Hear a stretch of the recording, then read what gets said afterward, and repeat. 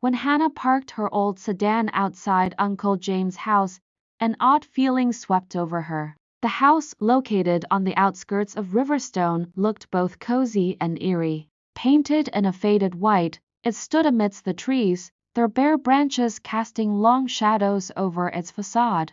Her ginger cat, Mabel, let out a soft meow from her carrier, as if sharing her unease. James stepped onto the porch, holding a mug of coffee, his weathered face, marked by years of work and a life far from the city, still carried warmth, yet his eyes betrayed a weariness as though he bore an invisible burden. "Hannah," he said with a smile that felt more like an effort than genuine happiness, "glad you're here. Was the move difficult?" "A bit, but we managed," she replied, letting Mabel out. The cat immediately began exploring her new surroundings. Inside, the house felt as old as it looked. The creaky floors, massive wooden beams, and neatly arranged books and paintings gave it a timeless charm. Hannah hadn't been here since her teenage years, but everything felt both familiar and alien. "The kitchen's all yours," James said, gesturing to a cozy yet slightly cluttered room. "Your room's upstairs, and please, don't touch the study." "There are personal things in there, you know," Hannah nodded, but her gaze was already drawn to a door at the end of the hallway. An old crooked lock hung from it, almost begging her to discover what lay behind. Later that evening, while unpacking her belongings, she heard the floorboards creak in the hallway. Looking up, she saw Mabel staring intently at that same locked door. The cat sat down and let out a loud meow, clearly demanding something. "What is it you want?" Hannah muttered, walking closer. Her hand instinctively reached for the lock but quickly pulled back. Not now, she thought. The next day, after unpacking and taking a walk around the area, Hannah decided to spend her evening in the armchair by the window. She held Mabel, who kept glancing at the study door as if sensing something. Her tea had gone cold when her eyes landed on a box under the stairs that hadn't been there before. Inside, she found old letters and photographs. One photo showed her father, James, and another man she didn't recognize. The stranger wore a theatrical mask with hollow eyes. The picture stirred vague childhood memories. A dark figure in her bedroom doorway, whispers, and the crackle of an old radio. When James entered and found Hannah holding the photo, his expression darkened. "You weren't supposed to see that," he said sharply. "Why, who is this?" she asked. He simply shook his head. "Hannah, some things are better left in the past." But from the look on his face, Hannah knew the past wasn't willing to let her go. The following morning, a heavy silence hung over the house. James had left early, leaving Hannah alone. The soft light filtering through the curtains painted patterns on the wooden floor. Mabel sat on the windowsill, her tail twitching nervously, as if sensing the day wouldn't bring good news. Hannah couldn't shake the image of the man in the mask. Who was he? Why had James reacted so strongly? Driven by unease, she decided to dig deeper into the contents of the box under the stairs. She pulled out the photographs again. In some, her father and James looked happy fishing, picnics, family celebrations. But in the background of nearly every other photo, the mysterious man lingered. He always stood slightly apart, like an observer. As she sifted through the letters, she came across one written in a shaky hand. It was addressed to her mother. "Dear Ellen, you must stay away from Raymond. He is not who he claims to be. This also concerns the children. Protect them, Raymond." The name echoed faintly in her memory, but from where? Trying to piece together the puzzle, she remembered hearing that name in her childhood nightmares. That evening, unable to hold back her questions, Hannah waited for James to return. The moment he walked in, she confronted him with the letter and photo. "Who is Raymond?" she demanded, her voice firm. James froze. He didn't answer right away, instead sinking slowly into a chair and rubbing his face with his hands. "Raymond," he finally began, "he was your father's friend at first. But then something changed. He started coming around too often, asking strange questions. One day, I caught him in your room when you were very young. I told your parents they had to do something, and when they kicked him out?" Hannah asked, her anxiety growing. "They tried," James muttered, "but he always came back like a shadow." And then, he trailed off, his words heavy with unspoken pain. "And then my parents died," Hannah finished for him. James looked at her with deep sorrow in his eyes but didn't deny it. That night, trying to process the flood of emotions, Hannah stepped onto the porch. The cold night air carried an eerie stillness, broken only by the rustle of the trees. Suddenly, Mabel darted beyond the porch light's reach, her tail disappearing into the darkness. Grabbing a flashlight, Hannah followed her. She found Mabel on an old path leading into the woods. The cat sat by a tree root, intently focused on something. Hannah approached and saw a medallion lying on the ground, silver, with a pattern that seemed familiar. She picked it up, feeling a strange sense of recognition. Out of nowhere, the sound of footsteps broke the silence. Hannah turned to see James standing nearby, his face clouded with worry. "You shouldn't be here," he said softly. "I want the truth, James." "You owe me that," she replied, clutching the medallion tightly. James stepped closer, his eyes meeting hers.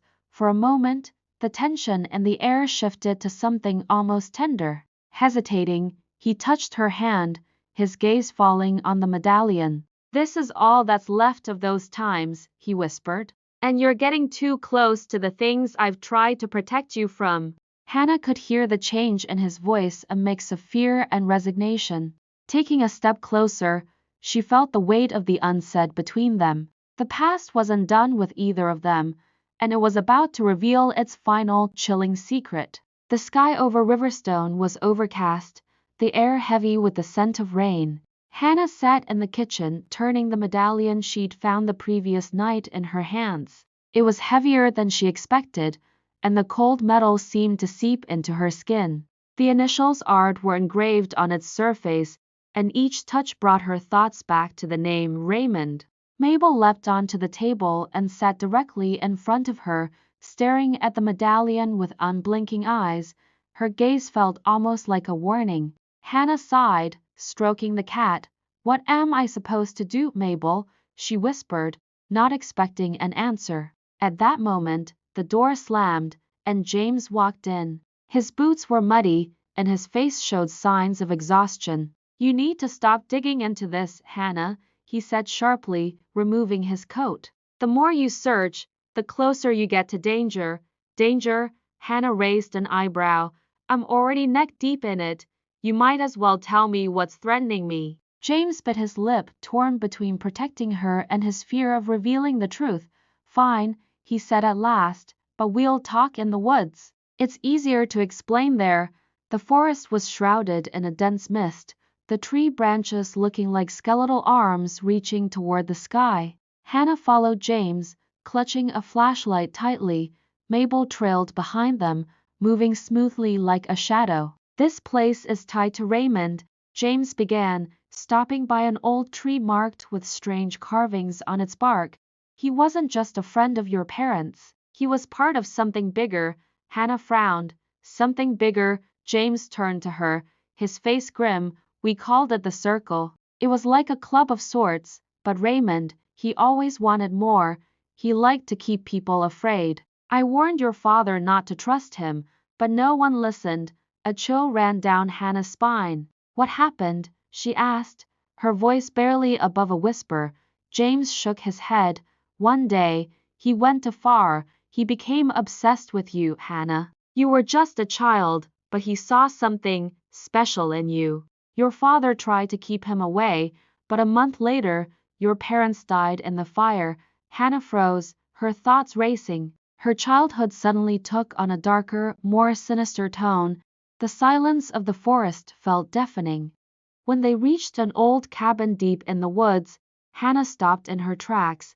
The cabin was covered in moss, its windows shattered. Mabel climbed onto her shoulder, holding her breath as if sensing the weight of the moment. "Raymond lived here after he disappeared," James explained, "but one day, he just vanished. I thought that was the end of it." Inside, the cabin was empty except for a map pinned to the wall, with a red X marking a spot. Hannah reached for it, but James grabbed her hand. "Don't touch it," he shouted, his voice filled with fear. Their eyes met. In his gaze, Hannah saw not only concern but something else she couldn't define. For a brief moment, the forest, the cabin, and the medallion seemed to fade away, leaving only the silence between them. She couldn't stop herself. A surge of emotion overtook her, and before she knew what she was doing, she raised her face to James. Their lips met in a brief but tender kiss. Just as quickly, he pulled away, his face tightening with conflict. "I'm sorry. I shouldn't have," he said, turning and stepping out of the cabin, leaving Hannah with the feeling that she had opened a door that couldn't be closed. The rain began suddenly, as if the sky decided to wash away the dust of the secrets that hung over Riverstone. The sound of raindrops echoed on the roof as Hannah returned from the forest, clutching the map she had taken from the cabin despite James' protests. Mabel jumped onto her lap, sensing Hannah's need for comfort. The ginger cat had always been her quiet guardian, especially when reality felt too overwhelming. Hannah spread the map on the kitchen table. The red X marked a location at the edge of the woods near the river, a place she had heard about in old rumors but never visited. She glanced at the window where rain continued to fall. Her curiosity outweighed her fear. She picked up her phone to call James but hesitated. Their conversations had grown more strained, especially after the tension between them in the cabin. Something told her that if she wanted to end this, she would have to go alone. The trail to the river was muddy from the rain. Mabel followed Hannah relentlessly, despite her attempts to send the cat home. Mabel moved with purpose, as if she knew the way, and Hannah trusted her instincts. When they arrived at the marked spot, Hannah stopped. Before her lay an overgrown patch of land, the faint outlines of a foundation barely visible. This had once been a house, now reduced to rubble. In the center of the clearing, the ground looked freshly disturbed, as if someone had been digging there recently. "What is this?" Hannah muttered, but her thoughts were interrupted by the sound of a snapping twig. She turned to see James standing nearby, his face wet from the rain and filled with worry. "You shouldn't have come here alone," he said sharply. "This place, it was never meant to be disturbed." "Why?" Hannah stepped closer. "Is something buried here? What don't you want me to find?" His silence spoke volumes. Hannah grabbed a stick and began digging, ignoring his protests. After a few minutes, her hands hit something hard. She pulled out an old metal box. "Open it, and you'll understand everything," James said quietly at last. Inside the box were documents, letters, and photographs. Every photo showed Raymond, but now he looked different, tense, weary, surrounded by people who seemed to follow him. These were the members of the circle James had mentioned.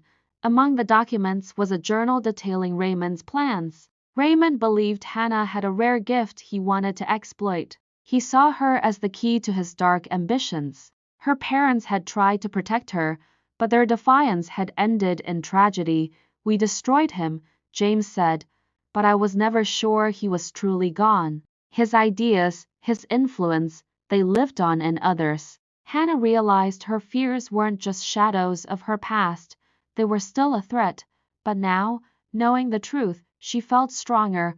"I'm not afraid anymore," she said firmly. "This ends here." The next day, Hannah and James burned the box. They stood side by side, watching as the flames consumed the remnants of the past. Mabel sat nearby, her tail swishing rhythmically, as if she understood the significance of the moment. "Are you sure about this?"